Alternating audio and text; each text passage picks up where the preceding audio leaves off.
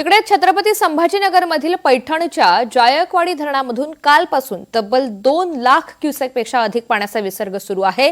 काल रात्री हा विसर्ग वाढवून 2,92,000 इतका करण्यात आला। त्यामुळे पैठण शहरामधील अनेक वसाहतींमध्ये पाणी शिरल्याचं पाहायला मिळालं। पैठण शहरामधील मुख्य बाजारपेठ असलेल्या छत्रपती शिवाजी महाराज चौकामध्ये सुद्धा पाणी शिरलंय। त्यामुळे रात्रभर व्यापाऱ्यांकडून दुकानं खाली केली जात होती। तर कालच्या या पुराच्या पाण्यानंतर आजही हीच स्थिती कायम आहे। अजूनही या परिसरामध्ये पाणी तसंच आहे आणि हे पाणी अजूनही ओसरलेलं नाही। त्यामुळे नागरी वस्त्यांमध्ये मोठ्या प्रमाणात पाणी शिरलंय। दुकानं बंद ठेवण्यात आलेली आहेत। दुकानांमध्ये मोठ्या प्रमाणात पाणी शिरलंय। साहित्याचं मोठ्या प्रमाणात नुकसान झालेलं आहे आणि चौकात सुद्धा पाणी असल्यामुळे इथली वाहतूक रहदारी ही सध्या पूर्णतः बंद आहे। नागरिकांच्या घरात पाणी शिरल्यामुळे साहित्याचं नुकसान झालंय। अनेकांनी घर सोडून स्थलांतर सुद्धा केलेलं आहे। सुरक्षित ठिकाणी त्यांनी सध्या आसरा घेतल्याचं चित्र पाहायला मिळतंय। काल पाण्याचा प्रवाह हा वाढवण्यात आला। विसर्ग वाढवल्यानंतरची ही स्थिती ओढावलेली आहे।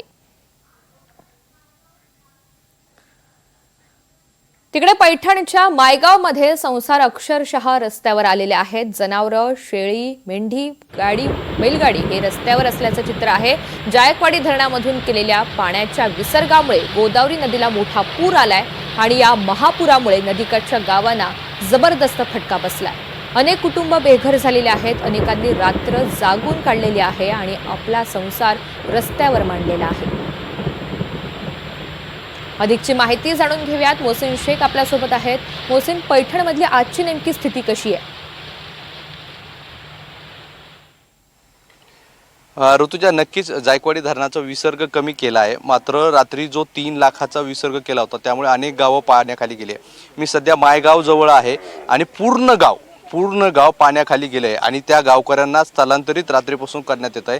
आता या गावकऱ्यांवर वेळ अशी आली आहे की स्थलांतर करण्यासाठी जागा देखील उरलेली नाही। त्यामुळे महामार्गावर या नागरिकांनी आपला संसार मांडलेला आहे। ही सगळी गावातील मंडळी आहे।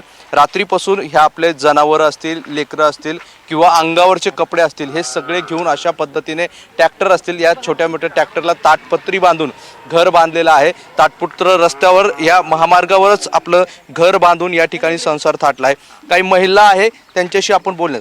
काय परिस्थिती होती रात्री? आई 12 वाजता आलो, पाऊस येतोय, वरून पाऊस येतोय, खाली लेकरं बाळ, घरात जागा नाही। इथं रात्रीच्या 12 वाजता सरपंचांनी घराच्या बाहेर काढले। आम्ही इथं आलो, सरपंचांनी आम्हाला जेवायला मागून आणलं आणि जेवायला दिलं। आता रस्त्यावरच घर। आम्हाला पाऊस येऊ राहिला, आम्ही काय करायचं? रान पाण्यात, घर पाण्यात, खायला दाणे नाही, मग काय करायचं आता? काय सगळी आजी, काय परिस्थिती लेकर बाळांची? आमचे गाव सोडलं, आम्ही घर सोडलं। आमची परिस्थिती, आम्ही पाण्यात येत, आम्हाला राहायला नाही, याला नाही। आम्ही आमचं नुसतं तसंच कपडे लत्ते नाही, अंगरशी पांघरून घेऊन आलो। डोळ्याचं ऑपरेशन झालंय का? हा, डोळ्याचं ऑपरेशन झालंय। कसं काय राहावा, कसं काय करावा, आम्हाला अवघड झालं आमचं। बरं, ही सगळी परिस्थिती आहे। स्थानिक जे तरुण होते ज्यांनी ही सगळी रात्री रेस्क्यू केलंय, किती लोकांना हलवलंय आणि किती गावांची सध्या पूर परिस्थिती निर्माण झालेली आणि काय सध्याचं चित्र काय?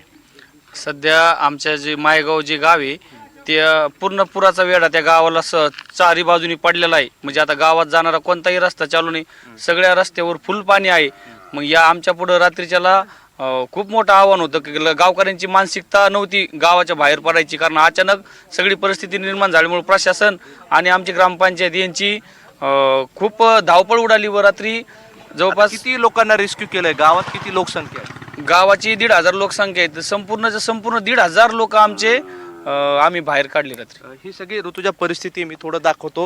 हे बघा, जनावरं, बकऱ्या, शेळ्या, मेंढ्या सगळं घेऊन, जे 2 व्हीलर असतील सगळे घेऊन ही लोक आता थेट महामार्गावर थांबलेली आहे आणि या ठिकाणी त्यांनी स्वतःचं घर पण नाहीये, त्यामुळे एखाद्या ट्रॅक्टरवर ताटपत्री बांधून, कारण रात्रीचा पाऊस सुरू होता, या पावसापासून सुरक्षित राहण्यासाठी अशा पद्धतीने ताटपत्री बांधून आणि अशा हे छोटे छोटे घर तात्पुरते बांधण्यात आलेले आहे आणि या घरावरच हे लोक आतमध्ये झोपलेले आहे। त्यामुळे महामार्गावरच आणि रस्त्यावरच आता लोकांना संसार थाटण्याची वेळ आलेली आहे, कारण गावात अजूनही जाणं शक्य नाही। गावात पूर्ण पूर्णपणे पाण्याने वेढा घातलेला आहे आणि अशा परिस्थितीत आता या लोकांना जीव वाचवणं महत्त्वाचं आहे आणि त्यामुळे आता रस्त्यावर हा संसार थाटल्याचं आपल्याला पाहायला मिळते. बरोबर आहे मोहसिन, आणि प्रशासनानं सुद्धा या सर्व नागरिकांची आता तात्पुरती निवाऱ्याची सोय करणं अत्यंत गरजेचं आहे.